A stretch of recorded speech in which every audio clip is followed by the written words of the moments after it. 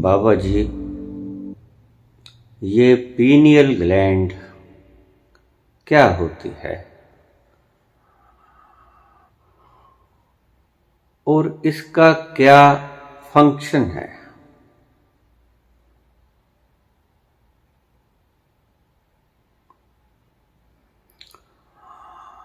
क्या आपकी क्रिया योग के भीतर किसी तरह की पीनियल ग्लैंड से संबंधित कोई सहायता मिल सकती है? कृपया साफ करें। Abhayanand Shastri, Jaipur.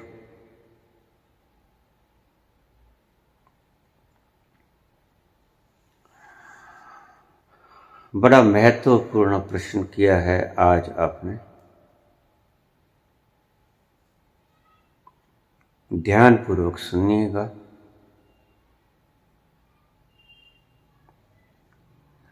Pineal gland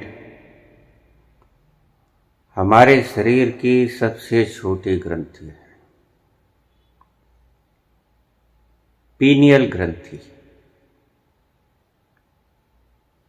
pituitary gland and pineal gland. Pineal gland मस्तिष्क में विद्यमान एक छोटी सी ग्रंथि है जिसका वजन करीब 2 मिलीग्राम है। चावल के दाने जितनी, करीब करीब। यह हमारे मस्तिष्क में विद्यमान है, पृष्ठभाग में।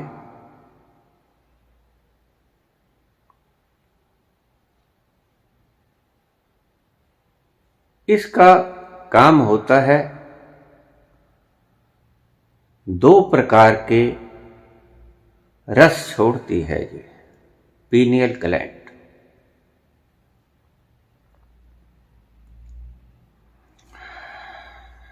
एक का काम होता है हमारी निद्रा को कंट्रोल करना और हमारे स्वभाव को, हमारी आदतों को कंट्रोल करना। मेलाटोनिन और सेरोटोनिन, ये 2 प्रकार के स्राव, रस वो छोड़ती है। Melatonin, serotonin. मेलाटोनिन, इसका काम होता है हमारी निद्रा को, जागृति को कंट्रोल करना।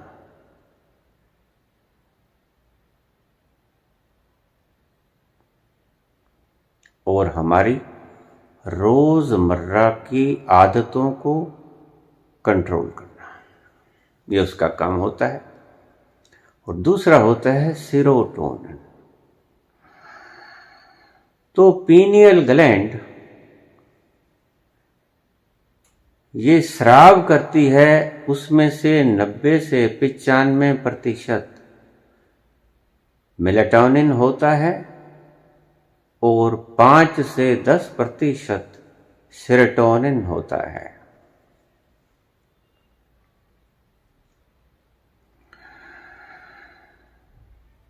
इसका मुख्य काम इन दोनों चीजों को स्राव करना होता है। मेलाटोनिन हमारी निद्रा को कंट्रोल करती है। सेरोटोनिन हमें खुश मिजाज बनाती है, फील गुड, अच्छा महसूस कराती है।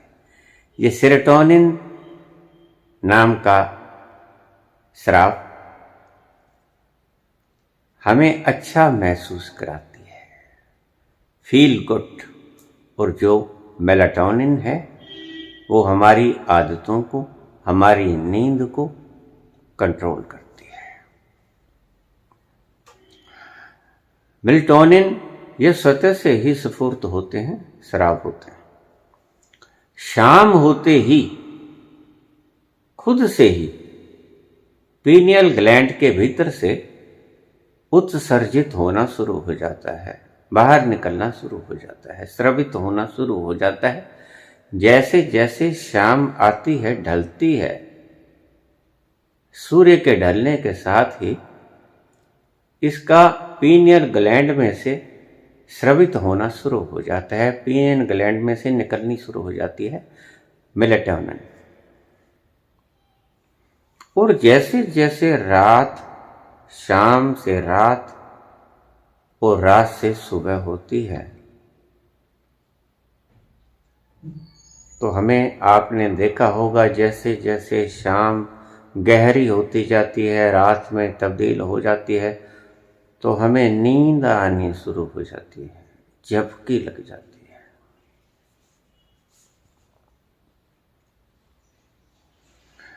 शाम से शुरू होता है इसका स्राव,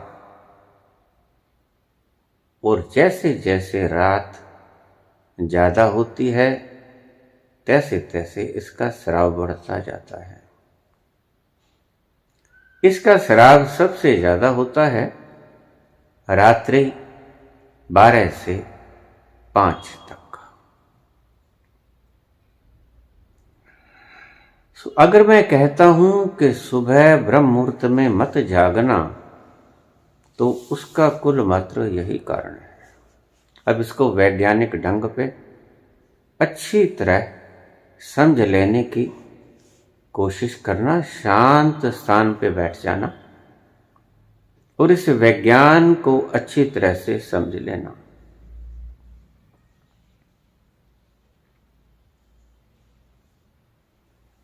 रात्रि, अर्धरात्रि 12 से सुबह 5 बजे तक इसका प्रभाव होता है।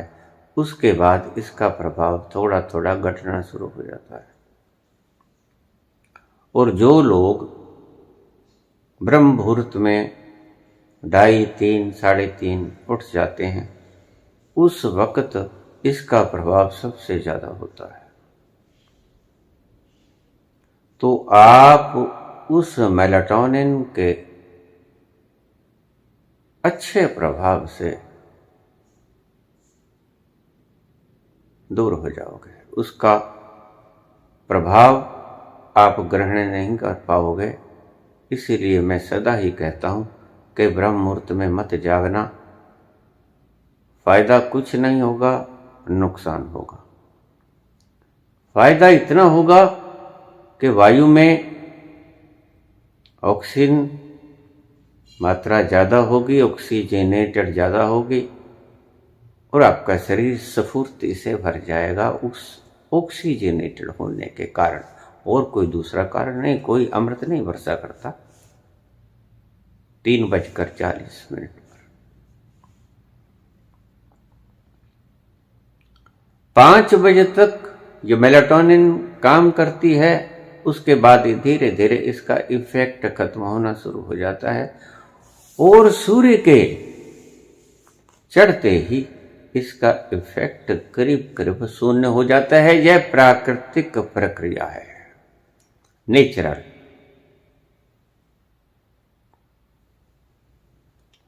और क्योंकि इसका इफेक्ट 90 से 95% होता है इसका स्राव, इसीलिए इसका मानव मन के ऊपर सबसे अधिक प्रभाव होता है।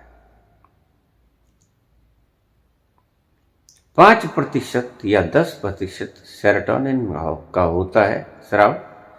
और सेरोटोनिन का काम होता है फील गुड, कि आप अच्छा महसूस करें।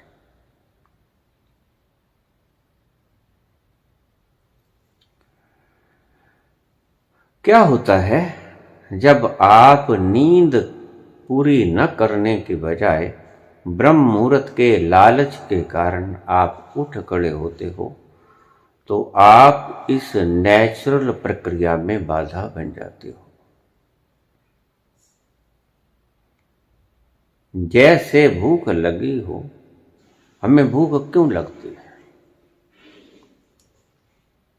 हमें भूख लगती है कि हमारे भीतर के लीवर और अन्य जो ग्रंथियां हैं वो स्राव पैदा करती हैं, पेट में भेज देती हैं। उधर से बाइल जूस आता है, इधर से पैंक्रिएटिक जूस आता है, इधर से लीवर भेजता है। अलग अलग तरह के करीब 350 टाइप के केमिकल्स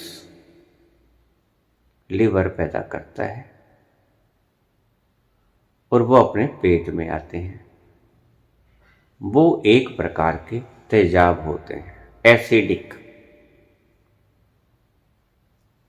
अगर आप उस वक्त में वो एसिड जो है वो हमारे पेट की चर्बी, हमारे पेट की सतह पर उसको कुरेदना शुरू कर देते हैं, जिसे हम भूख कहते हैं, उसको गलाना शुरू कर देते हैं, क्योंकि तेजाब होता है। तो जब वो इरिटेशन पैदा करेगा तो हम कहेंगे कि पेट में चूहे दौड़ रहे हैं।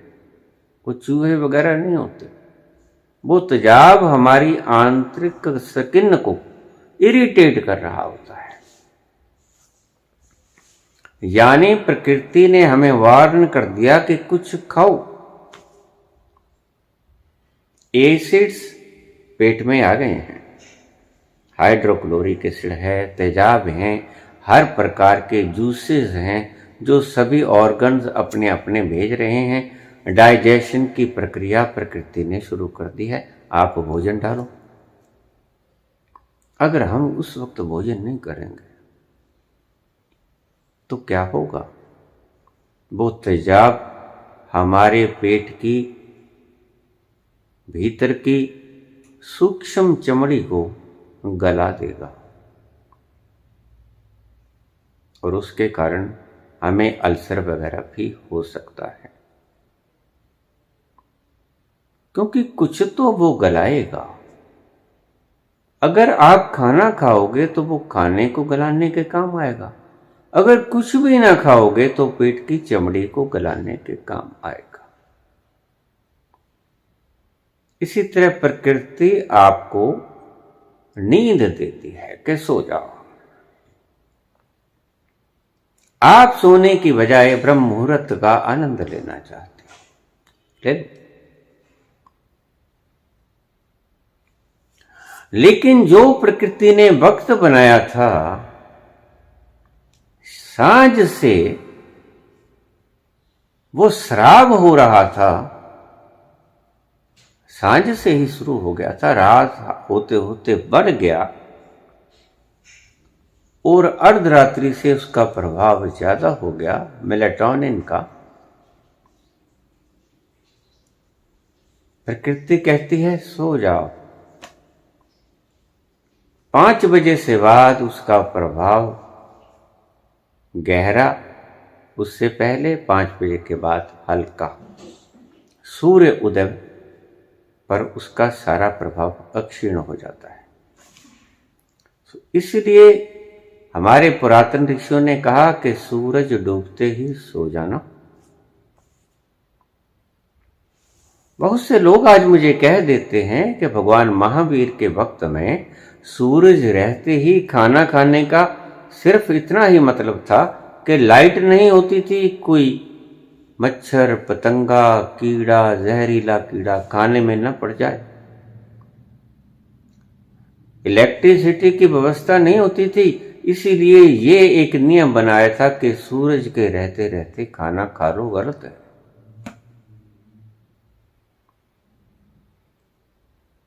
ये उनकी धारणा गलत है।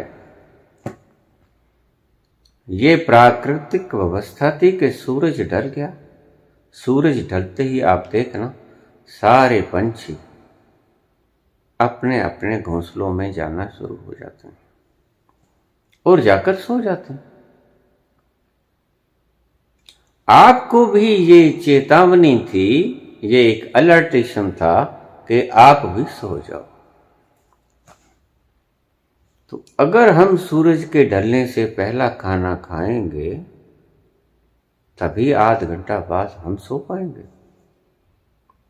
सूरज के ढलने का मतलब यही था कि आप भाई खाना वगैरह खा लो, इसलिए नहीं कि कीट पतंग ना पड़ जाए।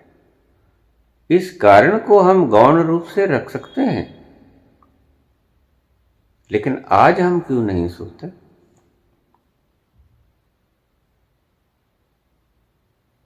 लाइट का इससे कोई लेना देना नहीं। गौण रूप से हम इसको कारण रख सकते हैं, लेकिन सही कारण नहीं। सही कारण प्रकृति ने बताया। जब इतना बड़ा सूरज घूमकर पूर्व से पश्चिम में आया तो वो घूमा, सभी पक्षी अपने अपने घोंसलों में चले गए। यह था प्राकृतिक कारण। प्रकृति हमें आगाह करने कि सो जाओ। और सूरज के उगने का मतलब क्या था? सभी पक्षी घोंसलों में जाग जाते हैं और अपने खाने पीने की, चोगे पानी की व्यवस्था करते हैं। प्रकृति का एक संकेत कि उठ जाओ, सूरज निकला है। आपकी बिजली वगैरह को सूरज को कुछ नहीं पता कि आपने खोजी है, नहीं खोजी है, माइकल फैराडे जन्मे हैं, नहीं जन्मे हैं, सूरज को ये बिल्कुल नहीं पता है। सूरज ने अपने टाइम पे निकल जाना है, टाइम पे छिप जाना है। आपके घर बिजली है या खराब हो गया है कनेक्शन, या आपके शहर का पावर हाउस उठ गया है, सूरज को इससे कुछ नहीं लेना देना। सूरज सिर्फ संकेत देता है कि सोने का वक्त हो गया है, सो जाओ। सूरज का उगना संकेत देता है कि उठने का वक्त हो गया है, जाग जाओ। और कोई कारण नहीं। तुमने उसका कारण कुछ भी बना लिया हो, सूरज से सूरज को इससे कुछ लेना देना नहीं।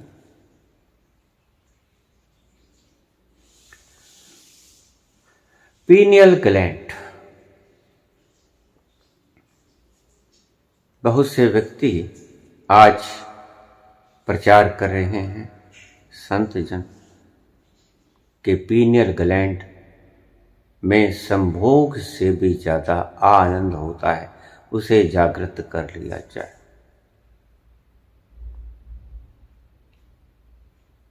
बात ठीक है, ये जागृत कैसे हो?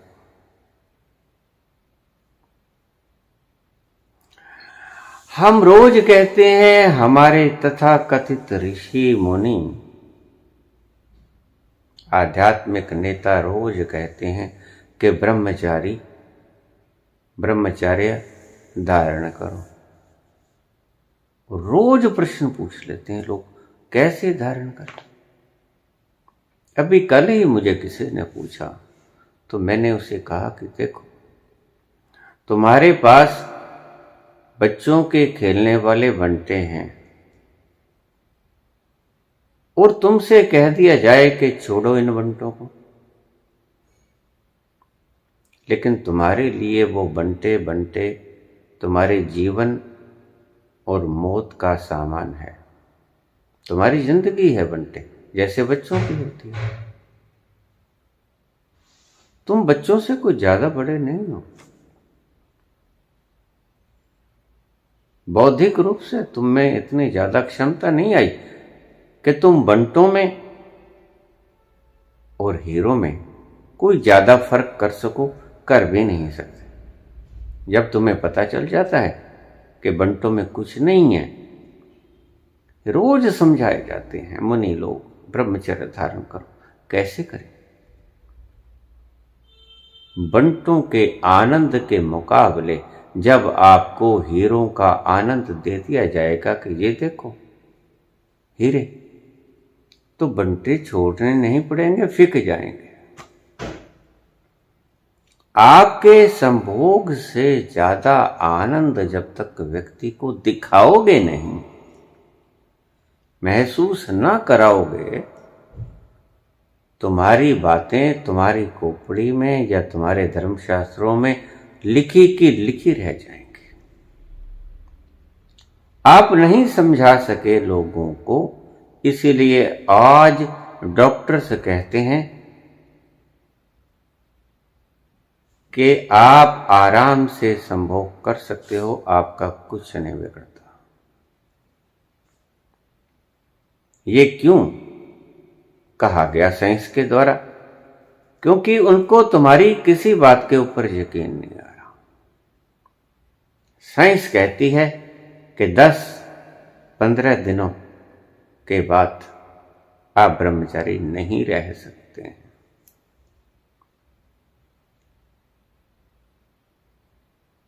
और वो कहते हैं कि जो लोग कहते हैं कि हम ब्रह्मचारी रहते हैं वो झूठे हैं।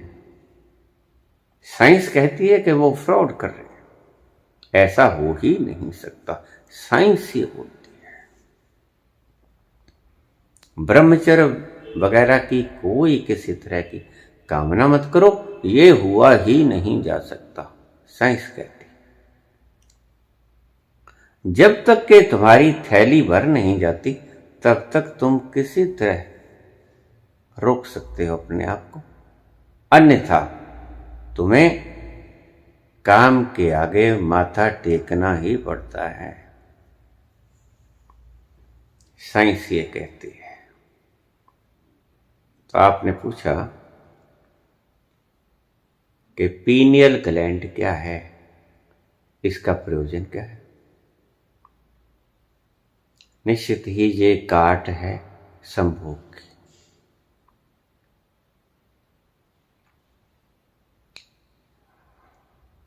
अंतरंग क्षणों में जिस चरम आनंद को आप छूते हो, पीनियल ग्लैंड को जागृत करके आप उससे हजारों लाखों गुना आनंद ग्रहण कर सकते हो। मैंने क्वांटिटी बताई है। जो क्वांटिटी संत लोग ईश्वर की दर्शन में बताते हैं अनंत गुना, वो ही पीनियल ग्लैंड के जागृत करने का अनुमान बिल्कुल सेम रेशो से ढलता है। उतना ही आनंद संत बताते हैं अगर तुम उस परम तत्व में उतर जाओ, और उतना ही आनंद पीनियल ग्लैंड के सक्रिय होने से आपको मिलता है जितना आप संबोधि को प्राप्त हुए आनंद को मानते हैं।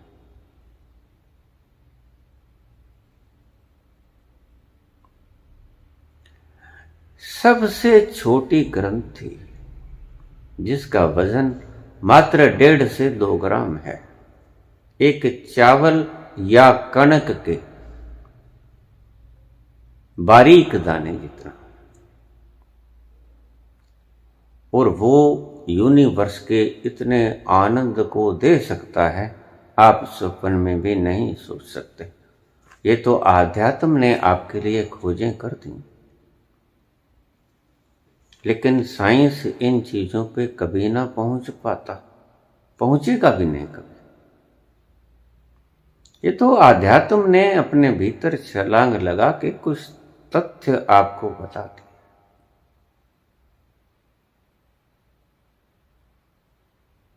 ये जागृत कैसे हो, मूल प्रश्न है। परम आनंद को कौन प्राप्त नहीं करना चाहता? प्रत्येक व्यक्ति उस परम रस का पान करना चाहता है।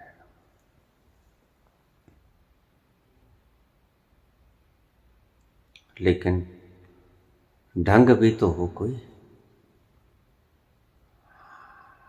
संत जनों, तुम कह देते हो कि ब्रह्मचर्य धारो, लेकिन तुम दूसरी तकनीक भी तो नहीं बताते कि इससे बड़ा आनंद है और ऐसे मिलेगा। फिर साइंस कहती है कि तुम 10-15 दिन से ज्यादा ब्रह्मचर्य धार ही नहीं सकते, तो कौन ठीक?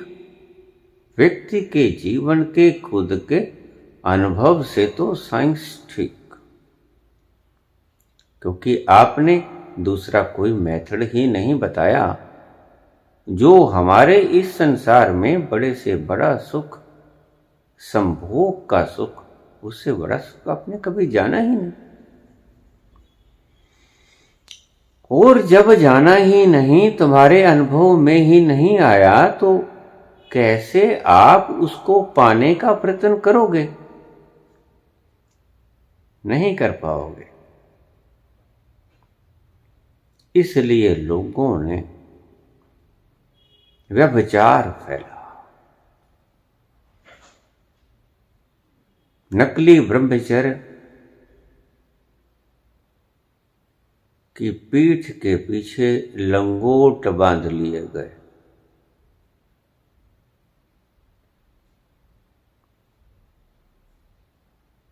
और उन लंगोटों के पीछे की महिमा का किसी को पता नहीं था।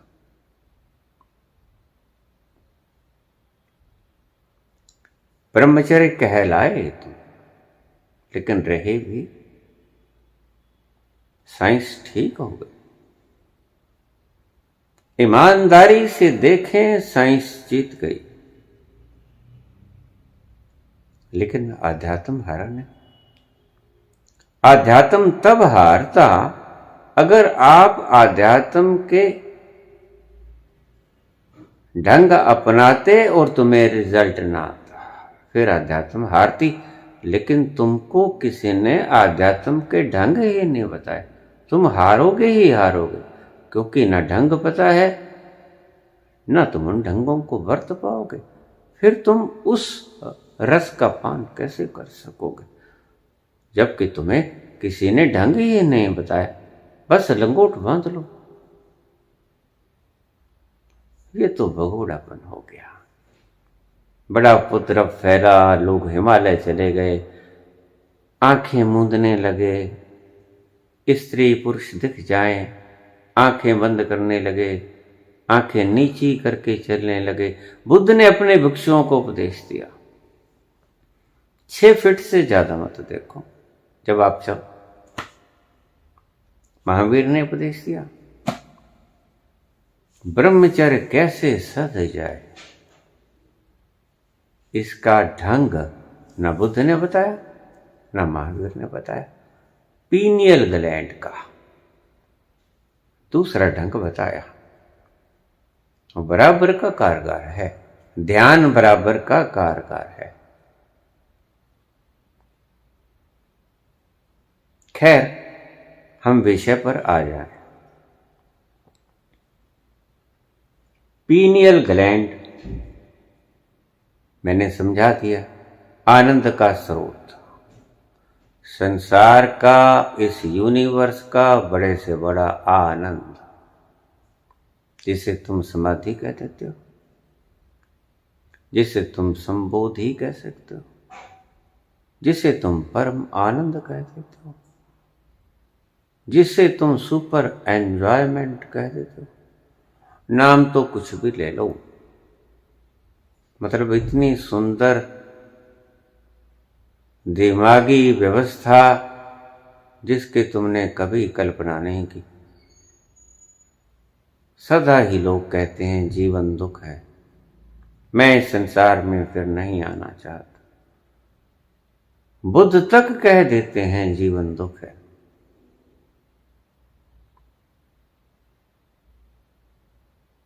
कैसे करें, जागृत कैसे करें पीनियल ग्लैंड को? अब ढंग से समझ लेना अच्छी तरह से मेरी बातों को। यद्यपि मैंने बातों बातों में सारी चीजें आज कंडेंस करके बोल रहा हूं, पहले मैंने सेंटेंसेस में बोल दिया था अलग अलग। एक बात एक वीडियो में बोल दी, दूसरी बात दूसरी वीडियो में बोल दी। आज क्योंकि आपने प्रश्न कर दिया है सीधा सीधा, तो मैं सारी तथ्यों को इकट्ठा करके आपको बोल देता हूं।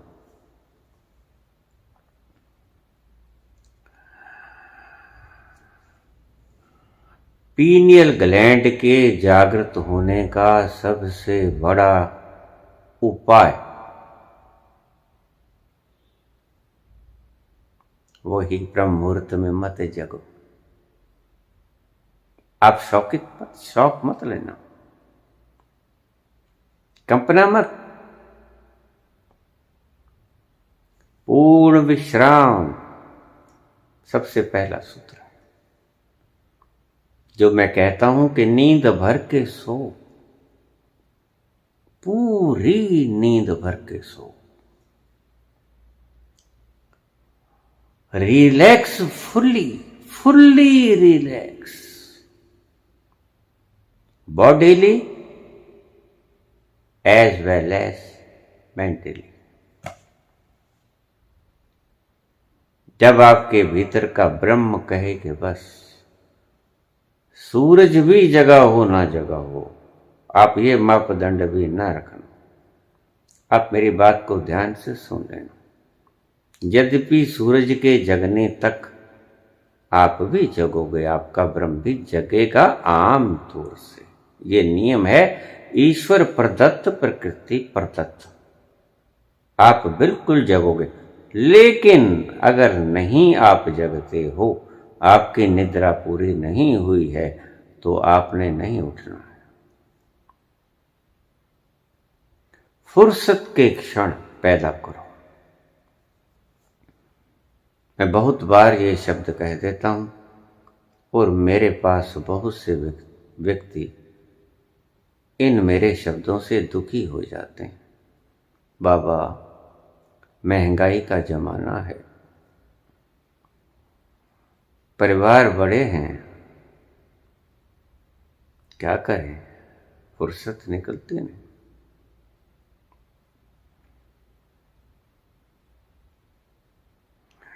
और फुर्सत के क्षणों के बिना तुम उस तत्व को जागृत न कर पाओगे, उस ग्रंथि को।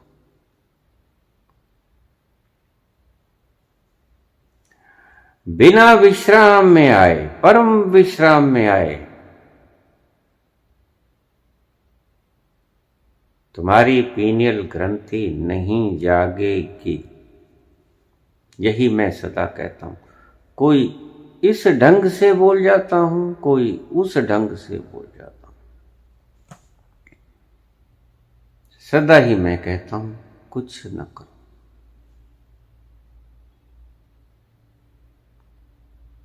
और रोज तुम पूछ लेते हो, क्या राम राम भी ना करें?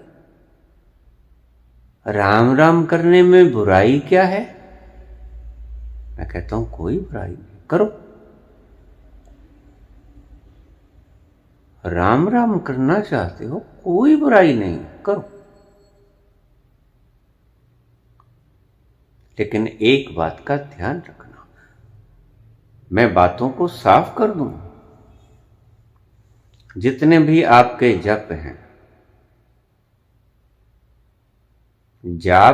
जप हैं, जितने भी आपके ये मार्ग हैं, श्रम,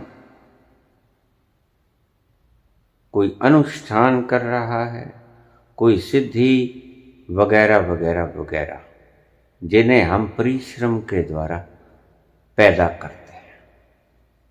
कोई यक्षिणी सिद्ध कर रहा है, कोई दक्षिणी सिद्ध कर रहा है, कोई भूत प्रेत पिशाच चंडाल चंडालनी पिशाचनी देवी देवता सिद्ध कर रहे हैं।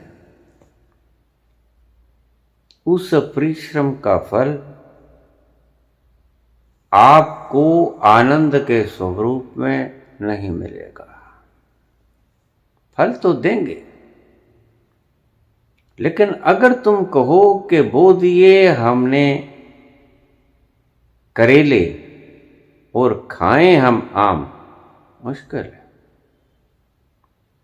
राम राम करो, बड़े मजे से करो।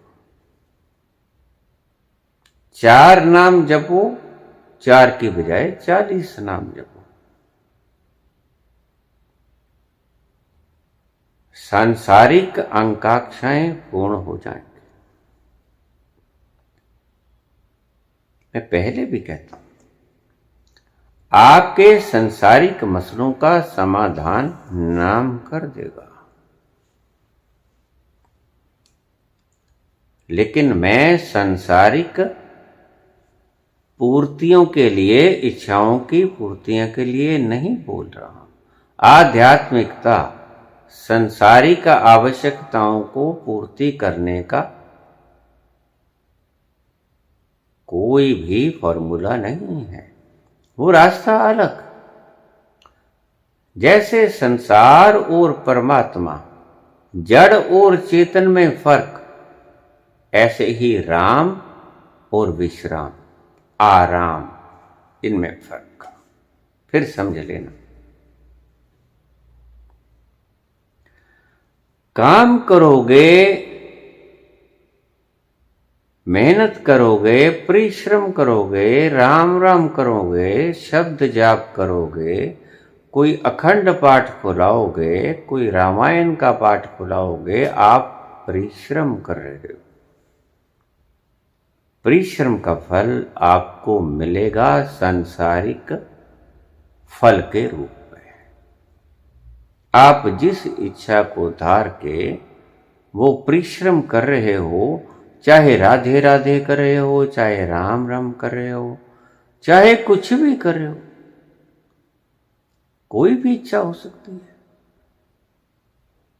किसी देवी देवता को सिद्ध करना है, किसी यक्षिणी यक्ष को सिद्ध करना है, कोई भूत प्रेत चंडाल को, कोई यक्षिणी दक्षिणी को, कोई पिशाचिनी को, कोई चंडालनी को, जिसको भी आपने सिद्ध करना है हो जाएगी। तो कहीं नहीं जाने को है, उनको सिद्ध करने का यही तरीका है। हमसे भी पूछ लेते हैं लोग कि अगर मैं नहीं चाहता हूं परमात्मा को, तो बाबा जी मुझे संसार के लिए बता दो। फिर संसार के लिए तो ठीक है, चलेगा। जाप करो, प्रयास करो, अखंड पाठ करो, नाम जाप करो। ये प्रयास, परिश्रम से जो चीजें मिलती हैं, सिद्धियां, रिद्धियां, आपकी संसारिक कामनाएं, वासनाएं, अनंत अनंत वासनाएं, क्योंकि अनंत है। लेकिन परमात्मा को पाने की वासना तो, अगर वासना गिनी जाए तो एक, अनंत नहीं। यहां कोई पदवी चाहेगा, कोई धन चाहेगा, कोई जहाज चाहेगा, कोई स्वस्थ चाहेगा, कोई मसल्स चाहेगा, अलग अलग। जितने व्यक्ति हैं उतनी कामनाएं हैं, और हम गिना भी नहीं सकते, इतनी कामनाएं मिलेंगी। आपकी इच्छाओं को पूर्ण करने के लिए नाम, सुमरण, जाप, पाठ, सत्संग जैसा आप करते हो, ढोलकियां खड़का के, परिश्रम के जितने भी ढंग आप अपनाते हो, बेकार नहीं जाते। सांसारिक फल उनसे मिल जाता है।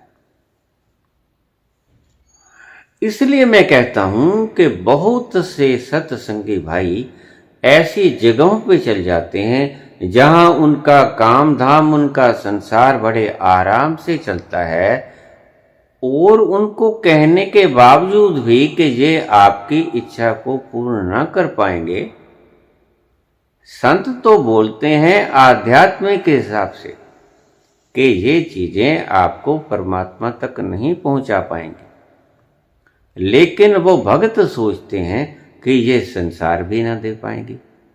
यही फर्क रह जाता है बोलने वाले में और समझने वाले में, यही फर्क रह जाता है। संत कहता है कि उस परम तत्व को, शांति के परम स्वरूप को आप न टच कर पाओगे अगर आप ऐसे ही मेहनत करते रहे। तो शांत, वो आनंद, वो मस्ती, वो सरूर, वो एंजॉयमेंट आप नहीं पाओगे जब तक कि आप प्रयास नहीं छोड़ोगे। प्रयासहीन अगर नहीं होगे तो आपको ये चीजें नहीं मिलेंगी। क्या? आनंद, परम आनंद। इसीलिए है तो परमात्मा की प्राप्ति में लोभ को एक बाधा चुना। इसीलिए है तो काम, क्रोध, लोभ, मोह, अहंकार, मद, नशा, मत्सर, अभिमान, इन चीजों को परमात्मा के रास्ते में बाधा चुना। क्यों? क्योंकि वो आनंद अगर देती हैं तो वो आनंद होता नहीं, वो सुख होता है और वो क्षणिक होता है। फॉर द टाइम टूट जाता है वक्त में, अखंड आनंद नहीं होता। सो एक तो मेरी बात ये आप ढंग से समझ लेना। बहुत से लोग मुझे कहते थे, बाबा जी अगर हम किसी इच्छा के वशीभूत होके कोई नाम जप, किसी पाठ खुला लेना, कोई या कोई सत्संग, कीर्तन या कुछ ऐसा आयोजन कर लेना, उससे हमारी इच्छा पूरी नहीं होगी, या हम सिद्धियां करते हैं, भूत प्रेत चंडाल दक्षिणी यक्षिणी, ये सिद्ध नहीं होंगे? होंगे, बिल्कुल होंगे, अगर आप प्रयास करोगे। संसार के मसले हल होंगे, लेकिन हम संसार की मसले पर तो बात नहीं करते। हम बात करते हैं उस सुपर कॉन्शियसनेस, उस परम आनंद की। जब आप ये कहते हो कि नहीं आना चाहते संसार में दोबारा, जो कहते हैं कि नहीं जानू जी करदा और रब्बा तेरी ऐस रंगीली दुनिया, तो उनके लिए राम राम बहुत बढ़िया है, राधे राधे बहुत बढ़िया है। मैंने कभी नहीं कहा कि तुम्हें संसार भी नहीं मिलेगा, फिर संसार बनाया क्यों? अगर कोई संसार को भोगना चाहता है तो उसका भी तो ढंग है ना। जैसे राजनीतिक व्यक्ति वोटें मांग मांग के, मेहनत करके, चिल्ला चिल्ला के मेहनत करता है अपनी वोटें, चाहे खरीदे चाहे प्रेम से लिहाज से उसको पड़े, वो जीतता है तो उसे मिलती है ना गद्दी, राज गद्दी उसे मिलती है, तो उसकी मेहनत का कुछ परिणाम तो होगा ही होगा। जो राज की इच्छा से वोटें मांगेगा और अगर वो मेहनत करेगा और जीत जाएगा तो उसको राज मिलेगा। जो सांसारिक इच्छाओं से राम राम जपेगा, राधे राधे करेगा, ओम ओम करेगा, कोई भी मंत्र जपेगा, बहुत से मंत्र हैं, बहुत से ऋषियों ने उन मंत्रों के भीतर जान डाल के वो सिद्ध किए हुए हैं, और उन मंत्रों का जाप करने से वो मनोवांछित इच्छाएं उनकी पूर्ण होती हैं, और ये मंत्रों के द्वारा या नाम जप के द्वारा संभव है। इसीलिए अगर संसारिक वस्तुओं की इच्छा है तो नाम ही जपिए, सिमरण ही कीजिए, खुशहाली चाहिए।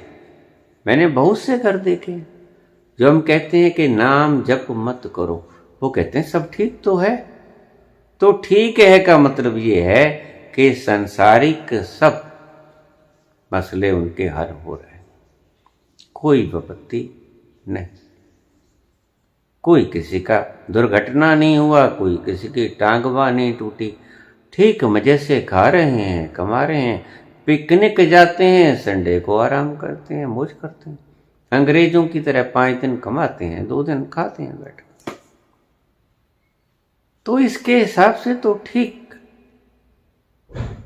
हमारे हिंदुस्तान में जॉब्स नहीं है तो मंत्र कर लो, मंत्र से जॉब मिल जाएगा, सीधा सीधा नहीं मिलेगा। सीधा सीधा रोजगार नहीं मिलेगा, लेकिन रोजगार के लिए मंत्र करोगे तो मिल जाएगा। हैं फार्मूलाज हमारे लिए। शत्रु हनन करना है, आपके किसी उपाय से शत्रु हनन नहीं होता तो शास्त्र विधान है कि इन मंत्रों का, इन ध्वनियों के साथ, टंकारों के साथ आप जप कर लो, शत्रु हनन हो जाएगा। उच्चाटन करना है, मारण करना है, मोहन करना है, सम्मोहन करना है, वशीकरण करना है, सब चीजों के मंत्र हैं और होते हैं। ईश्वर ने हमें, हम तो बात करते हैं, जो लोग ये कहते हैं कि ईश्वर ने हमें इस संसार में, इस संसार से मुक्त होने के लिए यहां भेजा है, तो हम उनसे पूछते हैं क्या मन भर गया है, वैराग्य हो गया है?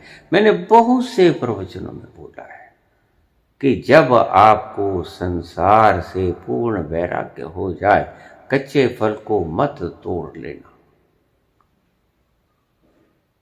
फिर वापस आना पड़ेगा। हर कदम पे उन्हें मुड़ के देखा, उनकी महफिल से हम उठ तो आए। 2 कदम चलोगे, फिर परत के देखोगे कोई भला तो नहीं रहा, इच्छा अधूरी रह गई। अभी बैठने की थी, लेकिन तुमने जबरदस्ती उठा लिया। तुमने और सपने दिखा दिए कि इससे भी बड़ा आनंद होता है। ये भी एक लोभ का विस्तार है। आप संसार का आनंद उठा रहे हैं, मैं आपको परमात्मा का परम आनंद दिखा रहा हूं। नहीं, ये लोभ का विस्तार है। मैं लोभ के विस्तार की बात बिल्कुल नहीं करता।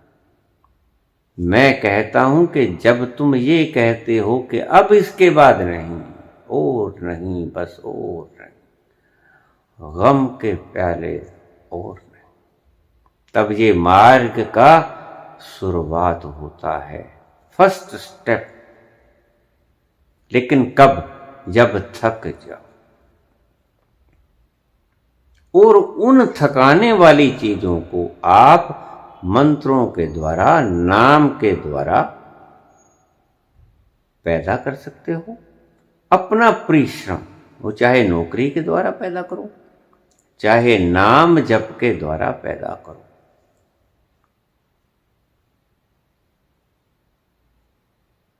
इस बात को आप साफ कर लेना।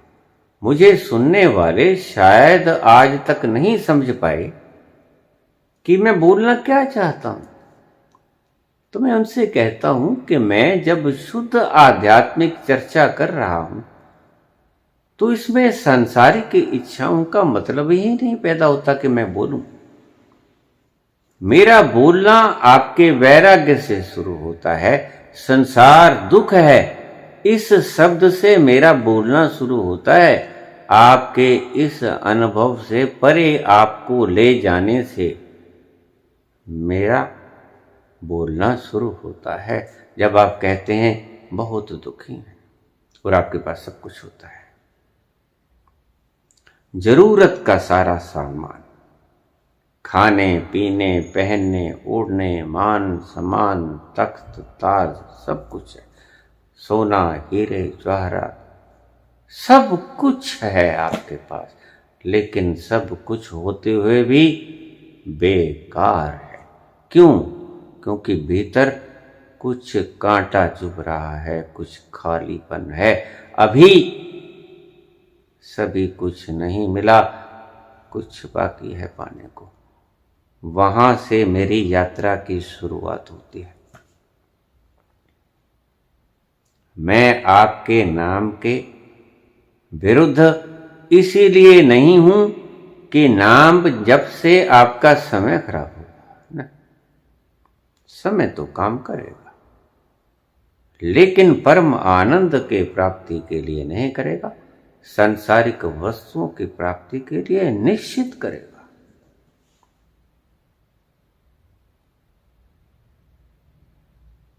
मैंने पहले एक साधना के दौरान की बात कही थी। यद्यपि मुझे पता नहीं था, जब मैंने साधना की शुरुआत की तो शमशान घाट में मैं रोज रात्रि को जाया करता था, और मैंने उन दिनों में करीब कुछ सालों के अभ्यास से, शायद 2-3 साल के अभ्यास से, कम से कम इतना तो लगा ही होगा, करीब 700 करीब की सिद्धियां मैंने की। और वो काम देती, वो क्या है, और मैंने प्रयास ही तो किया, प्रयास से मुझे वो सिद्धियां मिली और मैंने उनका इस्तेमाल किया। उससे आनंद नहीं मिला, आनंद मिला ध्यान से। अगर आप उन सिद्धियों से थक जाते हो, मेरे पास हर तरह के व्यक्ति आ जाते हैं, बाबा सब कुछ जानता हूं, दुखियों की सेवा भी कर ली, दुखी ठीक भी हो गए, मरीज ठीक हो गए, दर्द गायब हो गया, आदमी स्वस्थ हो गया, कमियां ठीक हो गई, सब कुछ मिल गया जो हम चाहते थे। लेकिन अब मन नहीं करता, भला करने को भी मन नहीं करता। बाबा अब दूसरी खोज शुरू है, अब बताओ हम क्या करें। तब मैं कहता हूं कि अब सब करना छोड़ दो। ये ऐसे है जैसे आपने दिन भर अपने परिवार को पालने के लिए सख्त मेहनत की, जी तोड़ मेहनत की, और घर आ जाएं आप मुझे कहें कि अब बाबा आराम, नींद के लिए कोई उपाय बताओ।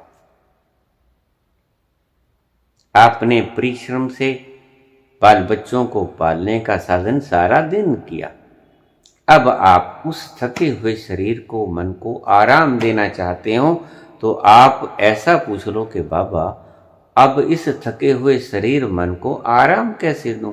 तो मैं आपको ये कहूँगा कि आप आराम से सो जाओ, रोटी पानी खाओ और आराम से सो जाओ। ये 2 पार्ट्स हैं जिंदगी के। ईश्वर की बनाई सृष्टि व्यर्थ नहीं बनाई है, उसने काम किया है। लेकिन आपको भरपूर मात्रा में भोग के वैराग्य तक लाना पड़ेगा जीवन। भिखारी अगर ये कहे कि हमने बादाम खाना छोड़ दिया, तो ये समझना कि वो ये कह रहा है कि हमारे पास खाने को बादाम है नहीं, पीसा नहीं है। दूसरी भाषा का इस्तेमाल कर सकता है, लेकिन इस्तेमाल कर रहा है दूसरा। वो कहता है कि हमने काजू बादाम खाना छोड़ दिया, लेकिन होता क्या है कि उसके पास काजू बादाम खाने का जुगाड़ नहीं होता, पैसा नहीं होता। खाना छोड़ दिया, अपने आप छोड़ दिया, जब है ही नहीं। तो मैं ये कहता हूं कि आनंद की मेरे पास थके हुए लोग आए। फिर सुन लेना मेरी बात, संसार से त्रस्त लोग आए, जो कहें कि संसार भोग लिया, देख लिया सब कुछ, और आते हैं और सेम शब्द बोलते हैं, शायद इससे भी ज्यादा कष्टकारी। बाबा रुक गए। अगर आपने ये शब्द ना कहे होते तो शायद हम इस शरीर को समाप्त कर देते।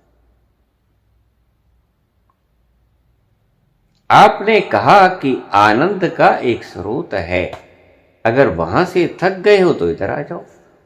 ईश्वर ने सभी रास्ते खुले छोड़े, सृष्टि बनाई भोगने के लिए, आनंद बनाया भोगने के लिए। एक पार्ट भोग दिया, अब दूसरा भोगो, पता चल जाएगा कौन ज्यादा खींचता है। लोहा भी बनाया, आपने लोहा भोगा, चुंबक भी बनाया, चुंबक खींचता है लोहे को कि लोहा खींचता है चुंबक को। अब तो तुमने ये देखना है कि तुम्हारा संसार का आनंद ज्यादा बढ़िया है या चुंबक का आनंद और खिंचाव ज्यादा बढ़िया है। तुम्हें कौन खींच रहा है? संसार का प्रलोभन लोहा खींच रहा है या ईश्वर का प्रलोभन चुंबक खींच रहा है? फैसला तुमने करना है। अभी भी अगर मन नहीं भरा, अभी ना जाओ छोड़कर कि ये दिल अभी भरा नहीं, तो फिर टिके रहे ना। उसके घर कोई कमी नहीं है, टिके रहे।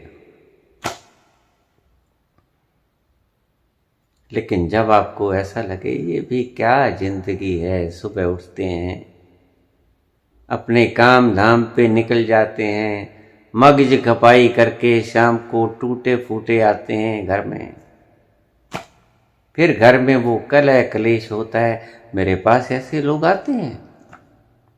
ये भी क्या जिंदगी है बाबा? क्या इससे छुटकारा मिल सकता है? उसके लिए मार्ग यहां से शुरू होता है। ध्यान नहीं करना है, कुछ छोड़ दो। करने से मन भर गया तो न करने में उतर जाओ, वहां से मन कभी नहीं भरेगा, ये हमारी गारंटी है।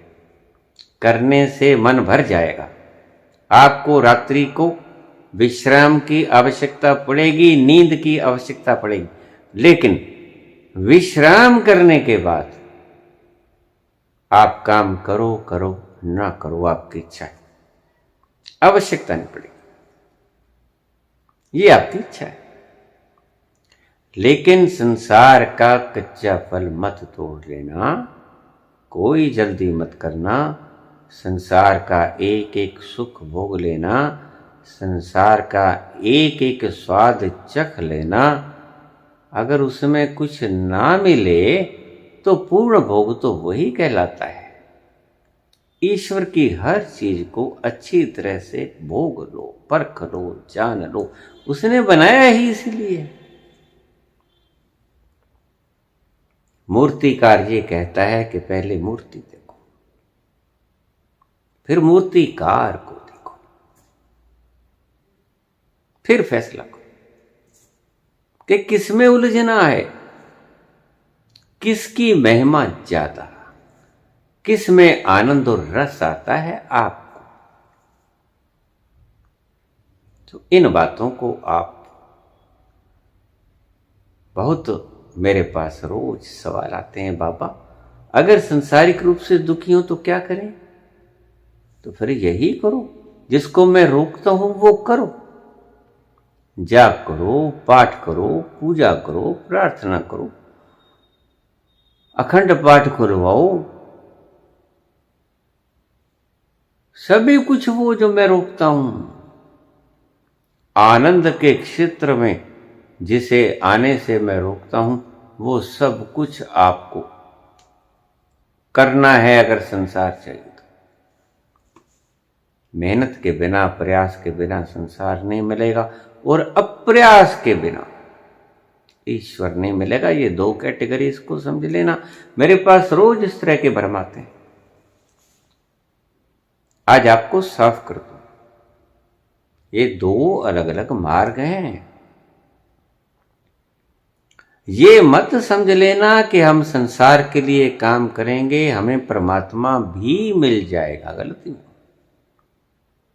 और कुछ धर्मों ने ये भ्रम फैला रखा है कि अगर आप ये नाम जप करोगे तो आपको परमात्मा तो मिलेगा ही मिलेगा, संसार भी मिलेगा। गलत, बिल्कुल गलत। एक ही चीज मिलती है। अगर जाप वो राम राम करते हो, राधे राधे, जो भी आपके गुरु ने दिए, 4 नाम दिए हैं कि 40 नाम दिए हैं, मुझे कोई मतलब नहीं। लेकिन याद रखना, देख भी लेना, मुझसे पूछते क्या, आपका संसार ठीक रहा होगा, मैं कह देता हूं आपको क्योंकि आपने अगर जाप किया है, आपने अगर गुरु का आदेश परिपूर्ण किया है, तो आप धन संपत्ति से ठीक ठाक रहोगे, शरीर चुस्त दुरुस्त रहेगा। जितना भोग भोगना है वो तो भोगना ही है। धन संपत्ति भी होगी, मान यश भी होगा, सब कुछ होगा।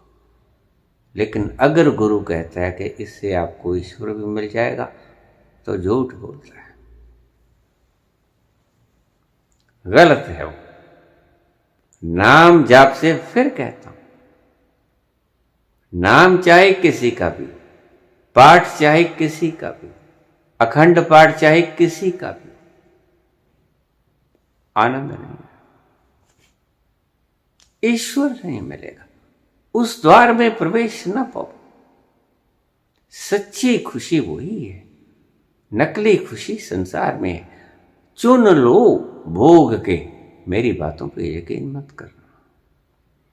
अगर आप ये कहते हो कि ढांचा ठीक ठाक चल रहा है, तो जमे रहो, फिर उजड़ने की जरूरत नहीं। बाबा नानक का बड़ा सुंदर प्रसंग मुझे आता है, याद। बाबा नानक जा रहे थे, भले लोगों की नगरी थी, बड़ी सेवा की, खिलाया पिलाया सुलाया, आराम से बिस्तर सब कुछ, हवा किया, पंखा किया, शीतल जल दिया, चरण दबाए, बाबा सो गए। सुबह उठे तो बाबा कहते हैं कि तुम उजड़ जाओ। तो बाबा, हमसे क्या अपराध हो गया? हमने आपकी सेवा शुश्रूषा में कोई कमी छोड़ी क्या? कहता नहीं। बच्चों, तुम उजड़े ही अच्छे। क्यों बाबा? क्योंकि इतने शुद्ध बुद्ध सेवक लोग जहां जाएंगे, औरों को भी तो यही सिखाएंगे। संस्कार क्या लेके चले हो? वो संस्कार तुम्हारे साथ जाएंगे और वही तुम बांटोगे। इसलिए मैं कहता हूं कि उजड़ जाओ।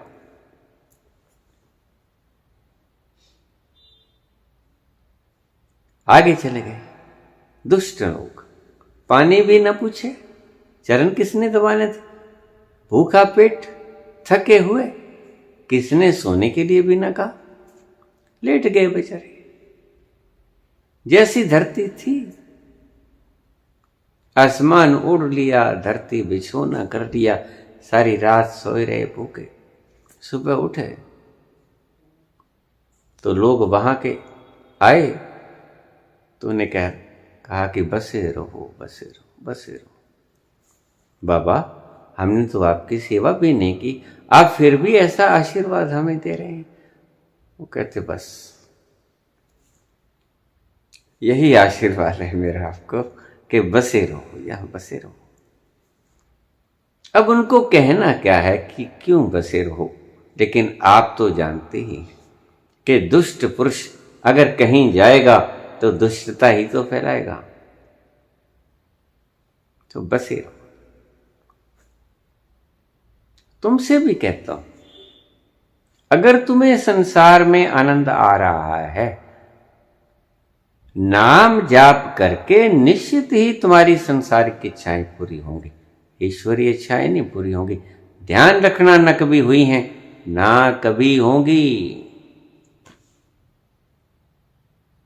ये जो शब्द लिखा है तुलसी ने, उल्टा नाम जपेते जाना, वाल्मीकि भय ब्रह्म समाना, गलत लिखा है, गलत लिखा है, टोटली रॉन्ग। उल्टा नाम जपेते जाना, वाल्मीकि भय ब्रह्म समान। ब्रह्म समान तो नहीं हो सकते। हाँ, नाम उल्टा जप लो, पुल्टा जप लो, फल मिलेगा, लेकिन सांसारिक मिलेगा। ऐसे उल्टा पुल्टा नाम जप के आनंद में तुम जप के कुछ भी जप लो, राम राम जप लो, मरा मरा जप लो, टर टर जप लो, क्या फर्क पड़ता है? जप लो, कुछ भी जप लो, उसने थोड़े अपना नाम बताया, ये लिपियां तुम्हारी, ये लैंग्वेजेस तुम्हारी। वो कुछ नहीं कहता है कि क्या जपो, तुम ही निर्धारित करते हो कि हमने क्या जपना है। वो नहीं कहता। वो अगर कहता है तो उस तल पे जाके सुनना पड़ेगा, और फिर वो जपने के लिए बिल्कुल नहीं कहता है, वो सुनने के लिए कहता है। सुनिए, दुख पाप का नाश।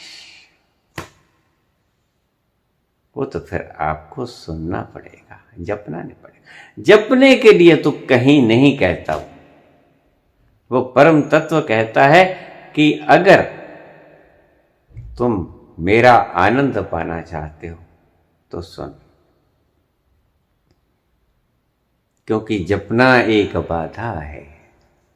तुमने ध्यान किया कि तुम कभी कभी इतनी शांति में होते हो, इतनी शांति में होते हो कि तुम्हें बोलने का दिल भी नहीं करता। होते हो ना? कभी कभी तो जरूर होते हो। उस घड़ी तुम्हारा बोलने का भी मन नहीं होता। ये किस चीज का सिंबल है कि तुम्हारे मौन में इतनी शांति है, बोलने से भंग हो जाए, इसीलिए बोलने का मन भी नहीं करता। तो जब बोलने से वो आनंद टूटता है और तुम्हें आनंद चाहिए, तो जप कैसे काम करेगा आपको आनंद देने में? जप तो आनंद को तोड़ेगा, शांति को भंग करेगा। क्या इतनी समझ नहीं है तुम में? होनी चाहिए। जब शांत क्षणों में, शांत मौन झील में एक कंकड़ फेंक दिया जाता है और आपने लहरें उठती देखी, अंत तक जाती हैं लहरें, तो तुम्हारे ना बोलने से इतना आनंद तुम्हें आ रहा है कि बोलने का मन नहीं करता। तो ज्यादा वैल्यूएबल क्या, बोलना या ना बोलना? निश्चित ही ना बोलना। क्यों? क्योंकि ना बोलने में आनंद इतना कि बोलने का मन ही नहीं करता, डूबने का मन करता है। सो अगर हार गए, थक गए, संसारिक सुबह उठे, रात तक वही काम धाम, वही काम धाम, थक गए, इसे तो संसार चक्र कहते हैं। फिर वही, फिर वही, फिर वही, इसे कहते हैं चक्र। चक्र देखा आपने? वही पहिया ऊपर भी आ जाता है, वही पहिया चक्कर काट के नीचे भी आ जाता है, वही पहिया फिर ऊपर आ जाता है। यह संसार चक्र है। लेकिन ईश्वर चक्र कभी नाम सुना आपने? ईश्वर चक्र होता ही नहीं। ईश्वर तो ठहराव होता है, वो तो हिलता ही नहीं है। चक्र की तो बहुत बात दूर है। ईश्वर का मतलब पूर्ण ठहराव। सो अगर इस रोज रोज की बोरिंग जिंदगी से तुम थक गए हो, मैं उस दृष्टि से बोल रहा हूं, और इस दृष्टि से तो तुम मुझे सुनना भी मत और मुझे, मेरे से उम्मीद भी मत रखना।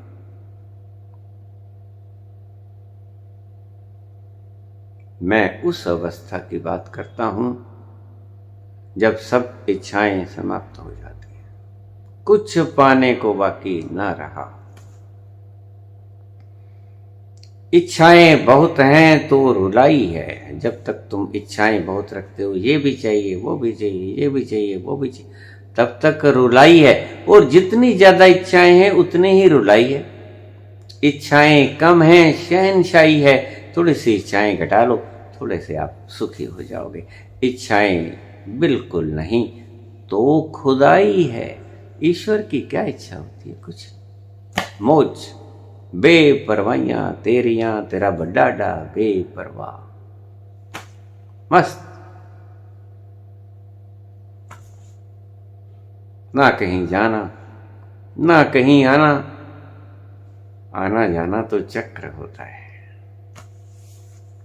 तो पीनियल ग्लैंड, आपने आनंद का पूछा, आज वीडियो क्रॉस करेगी। आपके वक्त को सुनने का कष्ट कीजिएगा, सुनोगे, क्योंकि बड़ा सुंदर मसला है, दुनिया का सर्वोत्तम सुंदर प्रश्न।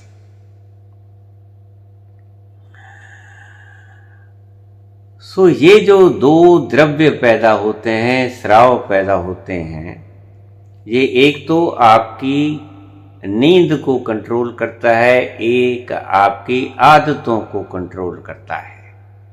इसलिए मैं कहता हूं कि कहीं ऐसा ना हो कि आपके सेरोटोनिन और मेलाटोनिन, ये तो आपकी निद्रा को सुचारू रूप से बंदोबस्त करते रहें और आप ब्रह्म मुहूर्त का पान करने के लिए 2:30 बजे उठ जाएं, फिर तो आप उठ ही जाना।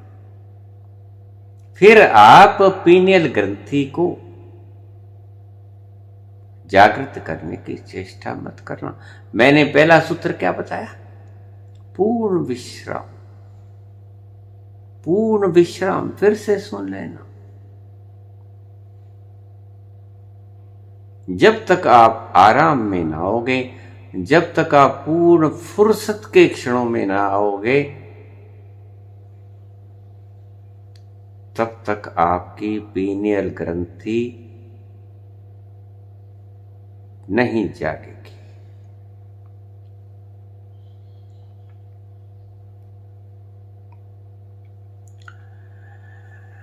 दूसरा करती है सेरोटोनिन। सेरोटोनिन ये खुश मिजाज होने के लिए। पीनियल ग्रंथि का पहला मैंने बताया विश्राम, दूसरा मैं कहता हूं ध्यान। क्रिया योग के बारे में सवाल पूछ लिया कि क्रिया योग का पीनियल ग्रंथि के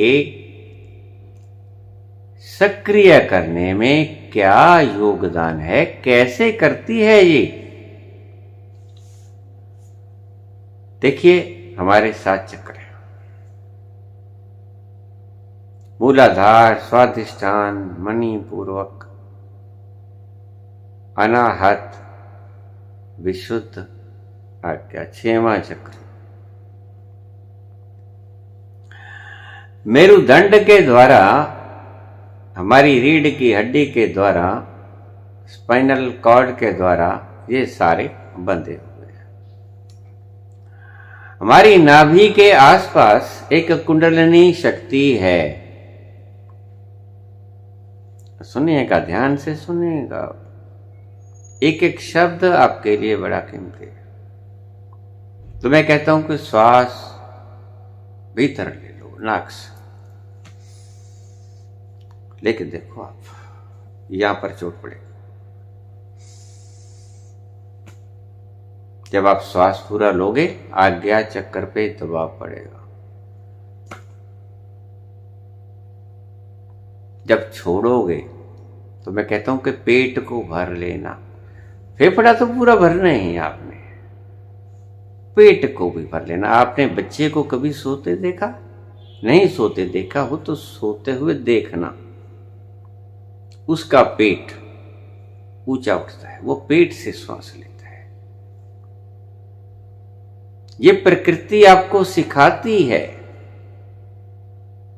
कि अगर ऊर्जा को जगाना है तो आपको पेट के साथ भी श्वास लेना होगा। यद्यपि आपका खून फेफड़ों में साफ होगा, लेकिन आपकी जो कुंडलिनी शक्ति है वो पेट से सांस लेने से चोट पड़ेगी उसके ऊपर, यहां पर चोट पड़ेगी, आज्ञा चक्र पर छोड़ोगे। इसीलिए जितने भी शब्द चले कुंडलिनी शक्ति को जागरण करने के लिए, उसमें आप देखना राम राम राम राम आप करते जाओ, यहां तक आएगा। फेफड़ों में। लेकिन मुसलमानों ने सबसे बढ़िया खोज की। हु हु देख, नाभि पे, कुंडलिनी पे सीधी गहरी चोट पड़ती है। इसीलिए जब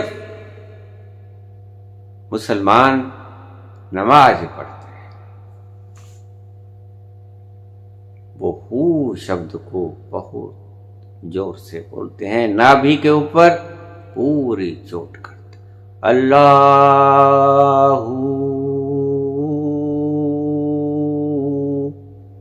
देखिए, आप करके देखिए, आपका सारा नाभि के आसपास का क्षेत्र प्रभावित होगा।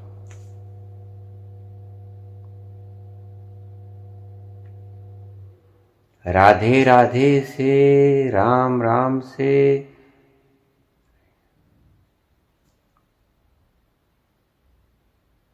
सोहम, ये जाप था जो कुछ धर्मों ने दिया, क्योंकि हम है शब्द ऐसा है जो कि यहां को आंदोलित करता है। राम राम से अल्लाहू बढ़िया था, कुंडली शक्ति के जागरण के लिए। सो जब आप श्वास, मैं क्यों कहता हूं नाक से, मुझे पता है नाक से श्वास छोड़ दोगे तो कुंडलिनी पे इतना प्रहार नहीं पड़ेगा। मैं कहता हूं श्वास छोड़ना मुख से, कुंडली पूरी हिलेगी, पूरी चोट लगेगी कुंडली। जब आप श्वास लोगे तब भी चोट पड़ेगी, छोड़ोगे तब भी चोट पड़ेगी, और छोड़ते वक्त भी थोड़ा सा आप तेजी से अगर छोड़ दोगे तो कुंडलिनी पे ज्यादा चोट पड़ेगी और कुंडलिनी के जागृत होने की ज्यादा संभावना हो जाए। अब बहुत से व्यक्ति मुझे पूछ लेते हैं कि सारे संत कहते हैं कि आप तीसरे नेत्र को जागृत करने के लिए यहां ध्यान करो। उन्होंने कभी अनुभव नहीं किया, लोगों से सुनी सुनाई बात कहते हैं। देखिए, ऐसा कभी हो सकता है कि आप पहली पौड़ी से सीधी छत के ऊपर छलांग लगा लें, हो सकता है, स्टेयर बाय स्टेयर, मूलाधार, स्वादिष्ठान, ये स्टेयर्स गिना रहा हूं, मणिपूरक, अनाहत, विशुद्ध, आज्ञा। आज्ञा चक्र पे ध्यान करने से ऐसा कौन सा चुंबक तुम जन्मा दोगे जो कि कुंडलिनी इतनी दूर पड़ी है वहां से खिंच के आ जाएगी यहां? नहीं नहीं, स्टेप बाय स्टेप कुंडलिनी जगेगी, चोट पड़ेगी, और वो मेरुदंड की बैक से स्पाइनल कॉर्ड में होते हुए आपके यहां है।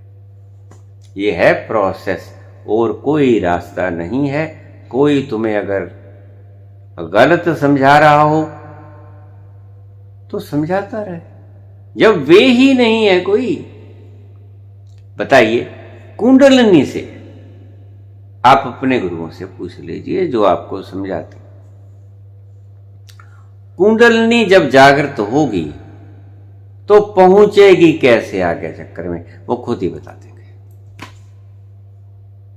वो मेरुदंड में से जाती हुई पीछे से सीधा आगे चक्कर में प्रवेश करेगी, और कोई रास्ता ही नहीं, स्टेयर्स ही नहीं है और कोई। यहां पर सीधे सीधे ध्यान करने से आपको त्राटक मिलेगा और कुछ नहीं मिलेगा। रोशनी दिखाई पड़ेगी, सब वाइट हो जाएगा। कुंडलिनी नहीं जगेगी, कुंडलिनी की ऊर्जा नहीं जगेगी यहां लगाने से। तीसरा नेत्र भी नहीं जगेगा, गत्ती मत खा जाना। तीसरा नेत्र ऐसे ध्यान करने से नहीं जगता भाई, तुम एनर्जी को वेस्ट कर रहे हो। क्योंकि तीसरे नेत्र को जागृत करने के लिए प्रबल ऊर्जा की आवश्यकता पड़ती है और तुम में है ही नहीं।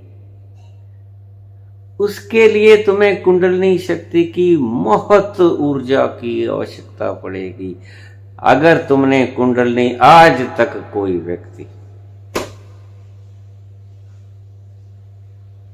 मुझे दिखला दो या उदाहरण दे कभी हुआ धरती जिसने कुंडलिनी शक्ति की ऊर्जा के बिना आज्ञा चक्कर खोल लिया, सीधा सीधा नहीं खुलता, क्योंकि आपकी ब्रेन में इतनी पावर ही नहीं है कि जितनी पावर इसको खोलने के लिए चाहिए उतनी पावर आपके ब्रेन में नहीं है। वो कौन सी पावर खोलेगी आपके तीसरे नेत्र को? वो खोलेगी कुंडलिनी की महत विराट ऊर्जा। जब जगेगी कुंडलिनी, सो नीचे से यहां से कुंडलिनी को जागृत करना है और यहां पर चोट देके उसको स्टोरेज का लायबल बनाना है ताकि स्टोर करने के योग्य हो जाए। इस क्रिया योग से दोनों सेंटरों पर दबाव बनता है। यहां स्टोरेज के लिए आपने देखा होगा जिनके तीसरा नेत्र खुल जाता है उनके यहां एक हल्का सा टोआ पड़ जाता है।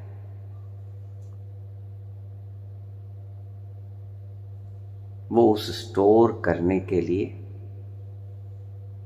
एक स्टोर बन गया, एनर्जी को स्टोर करने के लिए।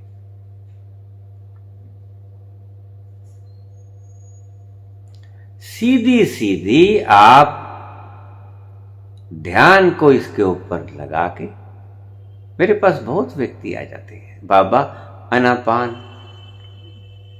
अब मैं उनसे क्या समझाऊं? जिन व्यक्तियों को मूल फार्मूलेज का नहीं पता वो तुम्हें समझाए जाए, तुम भी किए जाओ, मैं तुम्हें रोकता नहीं, लेकिन अंत में देखोगे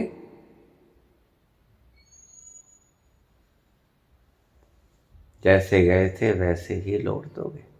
ज्यों की त्यों धर दी नीचे दरिया, बड़े जतन से ओढ़ी थी। बड़ा जतन लगाओगे तुम, लगाओ, कम से कम इतना तो पता चलेगा कि हमारे जतन किए से कुछ नहीं हुआ। जतन ही करना है तो सीधा फार्मूला क्यों नहीं बरतते? आप सीधी चोट लगाओ कुंडलिनी पे। जगाना कुंडलिनी को किस लिए? तीसरा नेत्र खोलने के लिए। तीसरा नेत्र खोलने के लिए किसने बताया तुमने? वे महत्व ध्यान की ऊर्जा से खुल जाएगी। इतना ध्यान की ऊर्जा आपके पास कहां है?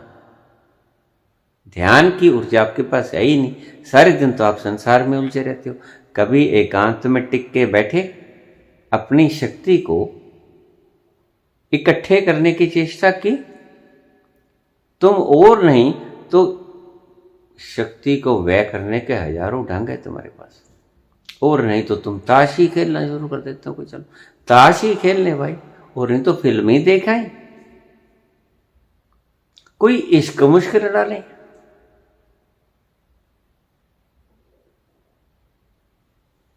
तुम क्या सपने सजाए हो कि तुम तीसरा नेत्र खोल के दिव्यदर्शी बन जाओगे?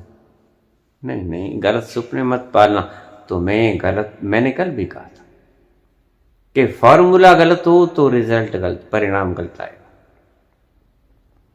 फॉर्मूला समझो, सारी शक्ति फॉर्मूला समझने में लगा दो तो रिजल्ट कभी गलत नहीं आएगा। फॉर्मूला ही आपका गलत है। आपको यहां पर शक्ति व्यय करनी ही नहीं चाहिए। हां, अगर त्राटक करना है तो कीजिए। अगर आपने पिछले जन्मों में उतरना है तो बिल्कुल कीजिए। यहीं से शुरू होगा, यहीं से शुरू होगा पिछले जन्मों में जाने का सिलसिला। बिल्कुल कीजिए।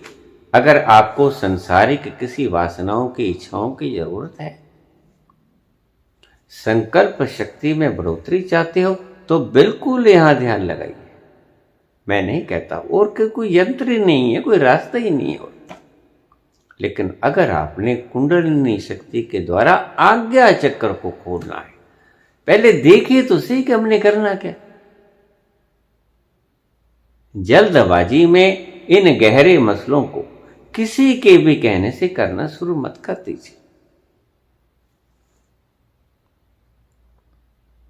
सही मेथड ये है, श्वास क्रिया हमने बहुत ढंग से सोची समझी। मैं 40 वर्ष से करवा रहा हूं मेरे मित्रों को। मैं खुद भी 50 साल तक मैंने किया इसे। अभी जब मैं अंदर बैठा हूं जहां, तब से नहीं कर रहा हूं। सही सही प्रोसेस वे तो देखिए कि जिस रास्ते पे चले हो वो गली बंद तो नहीं है आगे। क्या करोगे? रुकना पड़ेगा। ये गली बंद है भाई। जब आपकी कुंडलिनी शक्ति जागेगी तो उसको रास्ता जाने के लिए मेरुदंड में से वो जाएगी और आपके आज्ञा चक्र में आएगी। ये है रास्ता, और बिना रास्ता के तो गली बंद मिलेगी आपको।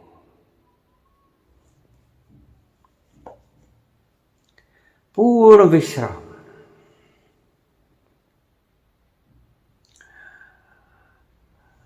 जैसे नींद में जाकर आप बिल्कुल आनंद मग्न हो जाते हो। क्यों? क्योंकि कोई प्रयास नहीं करते, कोई प्रयास नहीं करते। अगर आपने पीनियल ग्लैंड को खोलना है, जागृत करना है, जगाना है, तो पहला सूत्र सबसे श्रेष्ठतम, जरूरी, जिसके बिना नहीं खुले, आराम में आ जाओ। इसलिए मैं जब ध्यान की विधि आपको बताता हूं तो उससे आपके 2 काम कर जाता हूं। क्रिया योग से भी मैं आपके 2 काम कर जाता हूं। ऐसे ही मत कहना कि बाबा जी ने बता दिया, इसका कुछ है तो है नहीं। मैं आपकी अकेली क्रिया योग में आपको 4 साधनाएं दे देता हूं, 4 मसले हल कर देता हूं। श्वास लेते वक्त यहां चोट, पेट से श्वास लेते वक्त यहां चोट, श्वास को छोड़ते वक्त फिर यहां चोट, कुंडलिनी पे चोट डालता हूं। ये आपको कुंडलिनी की मैं शिक्षा दे दी। फिर आपकी शक्ति जाग गई, फिर आपका ये खुलेगा।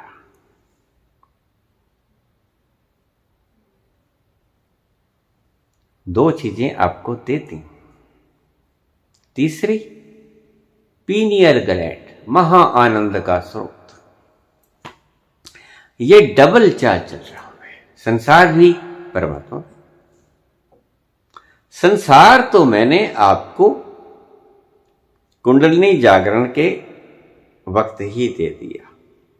कुंडलिनी जागरण के बाद आप यहां पर आओगे, यहां पर आओगा आप दूरदर्शन भी कर सकते हो, दूर श्रवण भी कर सकते हो, ऐसे मुकाम पे भी आ सकते हो कि तुम, विस्तार नहीं करूंगा मैं, तुम शरारती भी दिमाग लड़ा लेते हो कभी कभी। सभी नहीं, कोई कोई होता है, इसलिए विस्तार नहीं करूंगा। लेकिन आप कुछ सोचोगे वो आपकी इच्छा पूरी हो जाएगी। आप जो कहोगे वो पूरा हो जाएगा। आपको ये सिद्धियां मिलेंगी यहां आकर, क्योंकि यहां से आप निचले तलों पे जब चाहे जा सकते हो। विशुद्ध पे आकर आपको वाक शक्ति मिल जाएगी। अनाहत पे आके आप अपनी मनोवांछित प्रेम को पा सकते हो। स्त्री करेगी, मनोवांछित प्रेम में मिल जाएगा। पुरुष करेगा, मनोवांछित प्रेमिका मिल जाएगी। जो अच्छी अच्छी बातें बता देता हूं, जो वनस्टिक बातें हैं वो मैं बताऊंगा। दो प्रेमियों का मिलन कराना मैं एक पुण्य का काम समझता हूँ। जिंदगी पुण्य में, आनंद में गुजर जाती है, लड़ाई झगड़े की बजाय। तो पीनियल ग्रंथि के लिए जब आप रेस्ट में, जो पूर्ण रेस्ट में जा रहे हैं, जैसे नींद में आप चले जाते, पूर्ण बेहोशी की नींद, पूर्ण बेहोशी की नींद। मेरा एक एक शब्द आप ध्यान से सुनेंगे तो समझा जाएगा, नई वीडियो कई बार सुननी पड़ेगी आपको।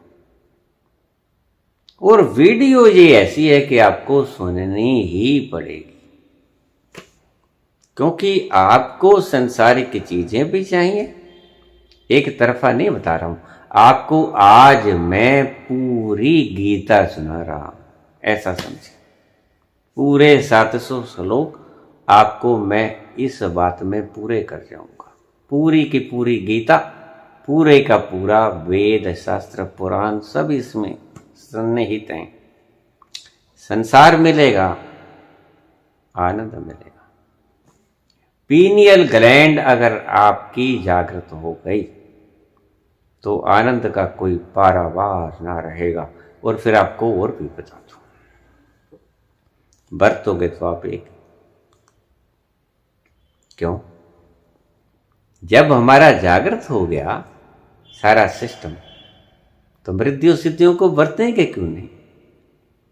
नहीं बरत पाओगे, ये मेरा अनुभव है। होंगी, कर सकते हो, करोगे नहीं मेरी दृष्टि से, रोकूंगा मैं नहीं, क्योंकि कमाया आपने, मेरा इसमें कोई हाथ नहीं, सिर्फ आशीर्वाद के अलावा। आशीर्वाद मेरा साथ रहेगा इन दोनों प्रक्रियाओं के सिद्ध होने तक। संसार का मसला आपका हल कुंडलिनी से आज्ञा चक्र तक, आप संसार की समस्त समस्याओं को हल कर सकते हैं। और रेस्टफुल होकर, दूसरा शब्द मेरा रह गया, अभी तक मैं विश्राम पे बोला हूं। दूसरा, आपको पता है कि पूर्ण विश्राम ध्यान के लिए जरूरी है। आप कहते हो ध्यान कैसे करें बाबा जी? मैंने कहा कुछ मत करो। आप कहते हो कुछ नहीं कैसे करें? तो मैंने कहा कुछ नहीं, ऐसा करो कि ये छोड़ दो मोबाइल। आपको कुछ करना पड़ा, बस पकड़ी हटानी पड़ी ना, ये पकड़ी हटानी पड़ी, कुछ नहीं करना। दो काम आएगा ये, पीनियल ग्लैंड का जागृत करना और ध्यान करना, दोनों की एक ही प्रोसेस है। पीनियल ग्लैंड में भी परम विश्राम, जरा भी आपका अंग कोई फर्क के ना, पूर्ण विश्राम। देखिए, मैं पहले भी बता देता हूं, अगर आप ब्रह्म मुहूर्त में जगे बिना नींद पूरी किए तो फिर आप लेट हो जाओगे, आप नहीं पहुंच सकते। आप मुहूर्त का ख्याल मत करना, आप निद्रा का ख्याल करना कि आपका माइंड पूरा फ्रेश हो गया, आपका मन, आपकी नींद पूरी हो गई, फिर उठना। अगर ब्रह्म मुहूर्त का लालच किया, बहुत से व्यक्ति हैं वो कहते हैं कि हम ध्यान में चले गए। एक स्त्री का मुझे फोन आया, मुझसे पूछ रही थी कि बाबा जी अब क्या करूं, ये हो गया वो हो गया। मैंने कहा आपने नाम किससे लिया? कहते नाम तो मैंने उससे लिया। तो मैंने कहा बात सुनो, नाम तो तुमने उससे लिया और जिससे नाम लिया बेहतर उसको पता है क्या मुझे पता है? तो मुझसे क्यों नहीं पूछती? मुझसे क्यों पूछती हो? बाबा जी रोने लगे। बाबा जी मैं क्या करूं, जिंदगी में कभी सीधा सीधा संवाद करने का मौका ही नहीं मिला। मैंने कहा फिर मौका क्या मिला तुम्हें, फिर तुम गई ही क्यों? कहते सिर्फ दर्शन करने का मौका मिला। मैंने कहा ऐसा कोई व्यक्ति नहीं जिसका दर्शन मात्र से सभी कुछ सिद्ध हो जाए, ये भ्रांतियां निकाल दो।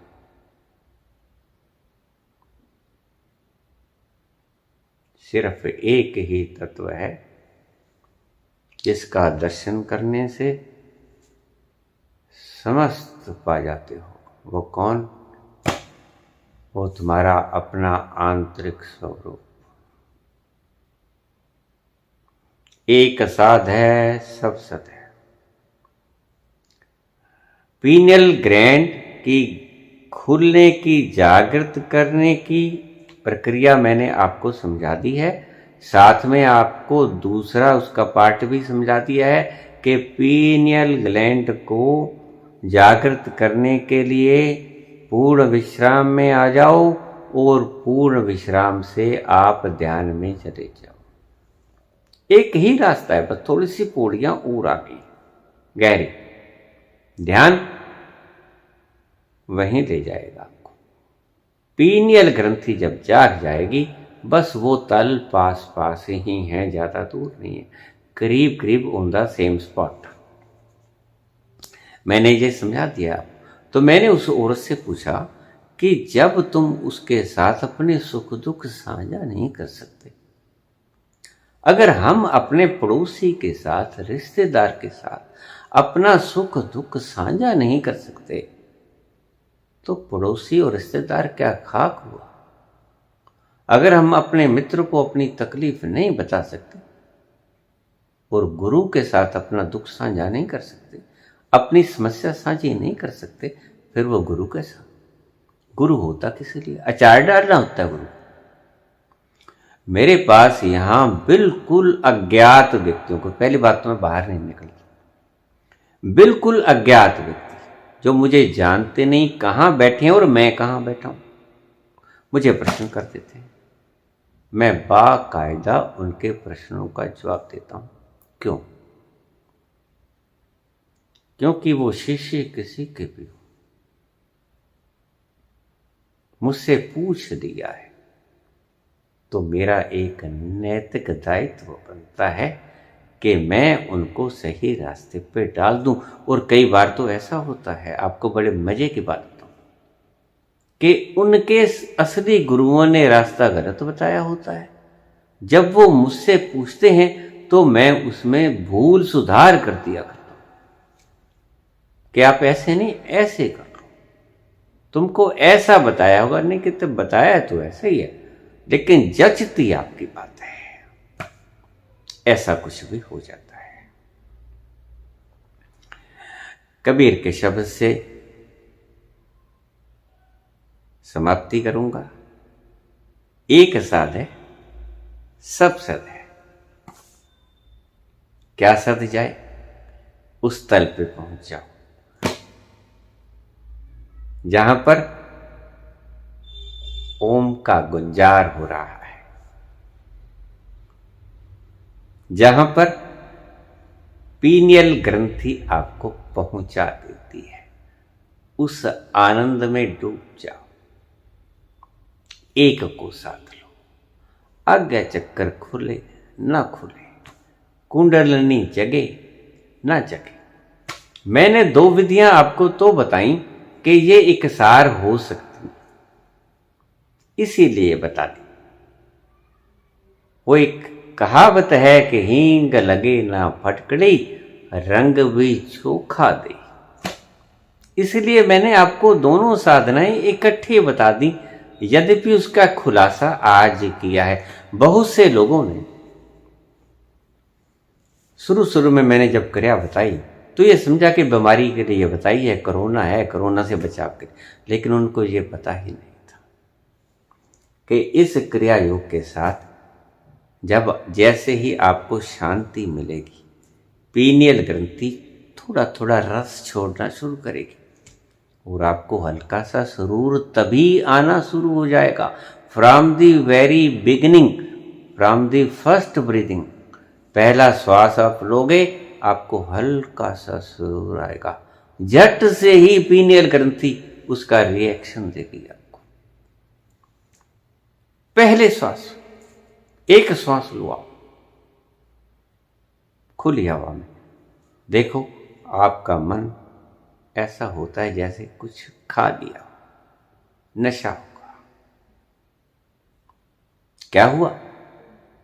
जैसे ही चोट लगती है कुंडलिनी पे, पीनियल ग्रंथि साथ की साथ उसका प्रतिकार देती है, रस बहाती है, और वो रस आनंद है। एक साधे सब सदै, सब साधे सब जाए। तो वो औरत मुझसे पूछने लगी कि मैंने आपसे तो पूछ लिया कि उन गुरु का तो हमने जो दे रखा है वो तो है ही हमारे पास, दूसरे गुरु का भी लाभ उठा लो। मैंने कहा तुम निश्चित रूप से डूबोगे। कहती क्यों? मैंने कहा दो सवार के ऊपर पांव रखने वाला, दो नावों के ऊपर कभी तरा है? मैंने कहा तुम मुझसे मत पूछा करो, तुम्हारे हित के लिए बोल रहा हूं। तुम गलती में हो। तुम एक नाव पे सवार जहां हो, 20 साल से तुम जा रही हो, वहीं पे रहो, टिकी रहो, जो कहा है करती रहो। मेरे से मत पूछो। मेरे से पूछोगे तो मानसिक उलझन में उलझ जाओगे, क्योंकि मुझे पता है कि मेरे विचार उनसे बिल्कुल उलट हैं। मैं जानता हूं। मैं नाम के बरखिलाफ हूं अगर तुम्हें आनंद चाहिए। मैं नाम के सहयोग में हूं अगर तुम्हें संसारिक चीजें चाहिए। कर लो जो मर्जी, जो तुम्हें ठीक लगता है मार्ग वो चुन लो, तुम्हारी वासना। तुम आनंद चाहते हो, थक गए हो, वैराग्य आ गया है बुद्ध की तरह मन में के मार दो ठोकर राज सिंहासन को। दास दासियों का इस सिंहासन का लालच त्याग दो। एक साध है सब सदै, ये दो गुरुओं के चक्कर में मत फंसना।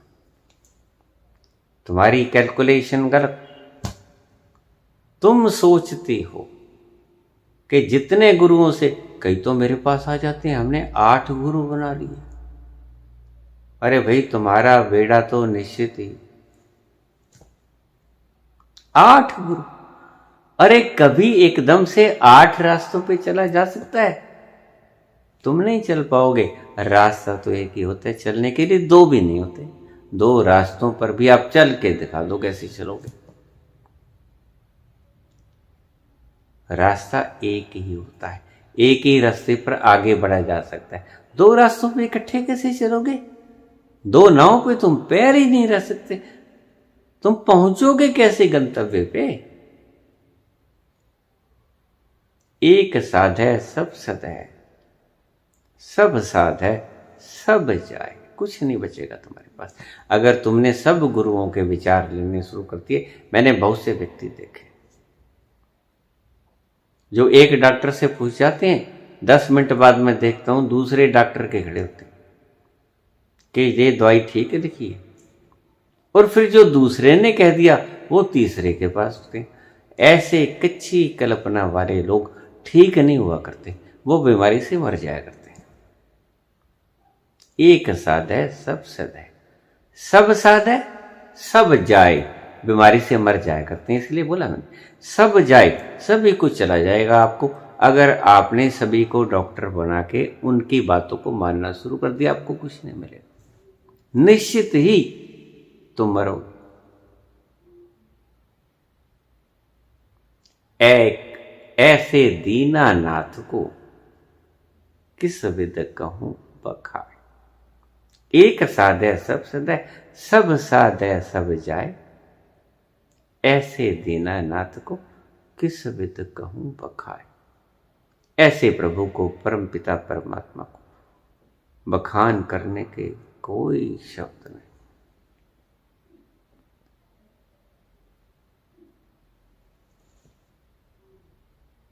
शब्दों से पार है।